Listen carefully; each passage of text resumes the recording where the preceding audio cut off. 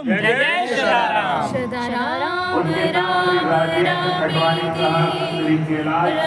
रामे मनोरमे सहस्र नाम तत्तुल्यं सदा राम नाम वरानने।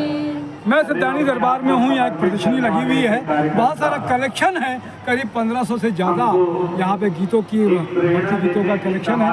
एक सीडी देख रहे हैं, नमन और वंदन। हम लोग सब जानते हैं संजय बत्रा को। संजय बत्रा ने छत्तीसगढ़ का ही नहीं पूरे देश का नाम रोशन किया है। कई सारे टीवी सीरियल से लेकर फिल्मों में आपने अभिनय किया है। एक काव्य रचना सत्यानी दरबार की। और सबसे अच्छी बात है कि यहाँ पर एक बता रहे थे सहदेव भाई बत्रा मेरे साथ में कि ये जो देख रहे हैं ये सेवाधारी हुए सत्यानी दरबार के, उन सब की भी फोटो।